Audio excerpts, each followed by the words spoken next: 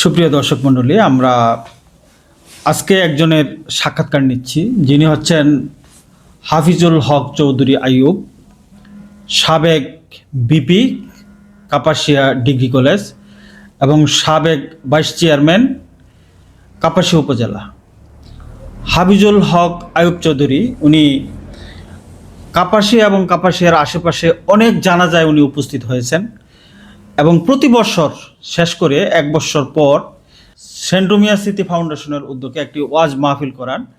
অর্থাৎ এক বছরে যে সমস্ত লোক মারা যায় তাদের জন্য এখানে ওয়াজ মাহফিল এবং মিলাদ দোয়া সহ অনুষ্ঠানটি করে থাকে। আমি ওনার দীর্ঘায়ু কামনা করছি।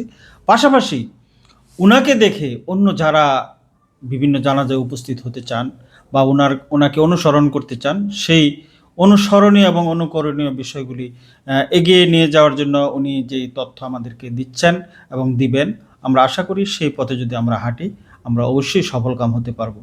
চলুন যাই আমরা হাফিজুল হক চৌধুরী আইয়ুব ভাইয়ের কাছ থেকে বিস্তারিত শুনে আসি। আসসালামু আলাইকুম।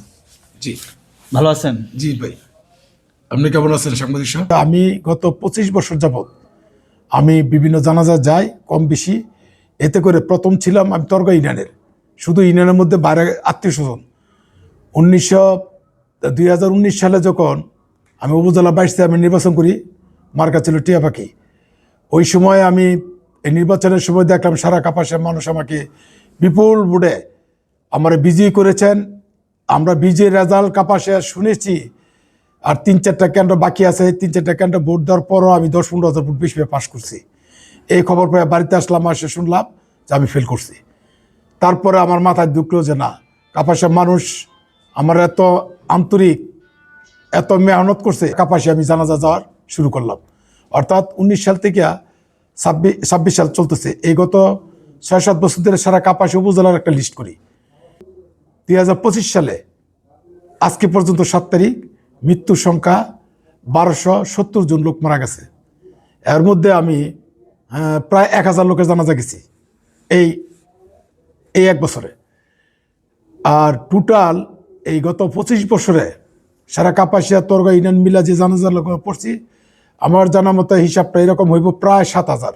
আপনাদের দোয়ায় 7000 লোকের জানাজা আমি পড়ছি। তাদের জন্যই আমি মৃত ব্যক্তিদের জন্য একটা ওয়াজ করাই। আমি কোনো মৃত ব্যক্তির বাড়ির থেকে কোনো কালেকশন করি না। আমার কালেকশনটা এরকম, যারা বন্ধু বান্ধব থাকে, যারা অতিথি গেস্ট হয়, আমার ভাই বোন যারা বিদেশে থাকে, আমেরিকাতে একজন বোন, ফ্রান্সে এক বোন থাকে, বড় ভাই থাকে সুইজারল্যান্ড, আরেক ভাই থাকে ফ্রান্সে, আমার আপন রক্তের ভাই তারা, আমার বাপের ঘরে সন্তানটা, তারা আমার একটা টাকা দেয়। আমার ছোটো ভাই বন্ধু বান্ধবরা অনেকে যারা বিদেশ থাকে অনেকেই কম বেশি একটা হেল্প করে, কিন্তু কারো বাড়ির থেকে আমি এটা করি না। তা আমার জন্য দোয়া করবেন, আমি যতদিন বেঁচে থাকি আমি যেন আল্লাহ আমার শরীর স্বাস্থ্য ভালো রাখি, সেবাটা করতে পারি। যে আমার নাকি সব জানা যায় তারা পায়। আমি যেখানে যাই, ভাই আমরা অমুক দেখছি গিয়াসপুর, কেউ বলে আপনারা দেখেছি আমি খিরাডি, কেউ বলে ভাই আপনি তো গেছেন আমপুরে চ্যাংনা, কেউ বলে আপনি গেছেন আমাদের ঘাগুটিয়া, কেউ বলে আপনার মিয়াবাজার তাসি, আবার কেউ বলে ওই পার দুর্গাপুর, কেউ বলে সিংহসুরি, কেউ বলে চাঁদপুর, কেউ বলে আপনার বাকোয়াদি। আমি সব জানাজায় গেছি। আমি রাত্রেবেলাও জানাজা গেছি, এরকম ঘটনা আছে। একটা জানাজার কথা মনে হয়, উত্তরগ্রামের তরগা একটা ছেলে আলামিন নামে বিদেশ থাকতো। সে দেশে আসার পরে ওই মাল ম্যাট্রেস দিয়ে গেছিলো টাঙ্গাইল, তার এক বন্ধু বাসায় দিয়ে আসার জন্য। দিয়ে আসার পরে সে আলামিনটা আর পাওয়া যায় না। 5-6 দিন পরে তাকে পাওয়া গেছে টাঙ্গাইল একটা লাশ হিসাবে। ওই লাশটা নিয়ে আসছে, লাশটা পছন্দ উঠছে। এ রাত্রে 12টার সময় জানাজা হয়েছে। এই শীতের মধ্যে আমি সংবাদ পেয়ে আমি তার জানাজায় গেছি। এটা হলো আমার সবচেয়ে স্মরণীয় ঘটনা। আমি কোনো মৃত্যু সংবাদ শুনলে আমি দৌড়াই, যে আমার কাছে খুব ভালো লাগে। রোদ নাই, বৃষ্টি নাই, শীত নাই, আমি দৌড়াই। তো যাইতে পারলে আমার কাছে অনেক ভালো লাগে। কেন ভালো লাগে জানি না, এটা একমাত্র আল্লাহ মাহবুব জানেন। ওনার তরফ থেকে হয়তো বা আল্লাহর কোনো উসিলা আছে, নাহলে আমি এত জানাজা কষ্ট করে যাই কেন? কেউ তো কোনো আত্মীয় স্বজন যাইতে চায় না। আমার কাছে অনেক ভালো লাগে এইসব বিভিন্ন জানাজায় গেলে। এই তাদের জন্য মেসেজটা হলো ওই যে 10 তারিখ, আজকে হলো 7, কালকে 8, পরশু দিন 9, 10 তারিখ শনিবার দিনের বেলা আমার আব্বা মরহুম সেন্টিমেন্ট নামে মৈশন হাই স্কুল মাঠে দিনের বেলা 11টা থেকে বিকাল 5টা পর্যন্ত ওয়াজ এবং মিলাদ। এখানে 2 জন বক্তা ঠিক করছি। ঢাকা মিরপুরে একজন বড় বক্তা মুফতি সাদিকুর রহমান সাদি, আর টুক শাহী মসজিদের খতিব মাহফুজুর রহমান সাহেব। এই 2 জন হলো বক্তা, আর কোনো বক্তা নাই।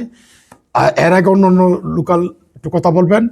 1টার থেকে জামাত, স্কুল মাঠে জামাত নামাজটা শেষ হওয়ার সাথে সাথে যারাই আসবে, মহিলা পুরুষ, আমি মহিলাদের স্প্যান্ডেল আলাদা, সবার জন্য একটা তবরকের ব্যবস্থা করতেছি। এখানে মুরগি এবং সবজি দিয়া প্রায় 10-12টা তবরক পাকামু। এই সময় যারা খাইবো খাইয়ে ওয়াজও বসে পড়বে। এই মেসেজটা আমি দিচ্ছি আজকে শাপলা টিভির মাধ্যমে, যে আপনারা এখানে আসবেন, ওয়াজ দোয়া পড়ে যাবেন, একটু কিসমত থাকলে একটু তবরক খেয়ে যাবেন। আমার জন্য দোয়া করবেন, আমার আব্বার জন্য দোয়া করবেন। আমার আব্বা মারা গেছে 23 বছর হয়েছে, আমার মা মারা গেছে 3 বছর, আমার বাপ চাচারা মারা গেছে, আমার বাড়ি মিয়া বাড়ি যারা আছে সকল মৃত ব্যক্তিদের জন্য দোয়া চাই। পাশাপাশি অত্র এলাকা যারা মারা গেছেন সবার জন্য আমি দোয়া চাই। আর মেসেজটা হলো আগামী শনিবার দিন আল্লাহর রাস্তায় আপনারা সবাই আসবেন, ওয়াজটা সফলতা করবেন, যাতে এই অনুষ্ঠানটা এবং ওয়াজ মাহফিল মিলাদ সফল করতে পারি। আল্লাহ আমার হায়াত দিলে আবার 1 বছর পরে 27 সালেও হবে, এর মধ্যে আবার যারা মারা যাবে তাদের জন্য আবার লিস্ট করা হবে।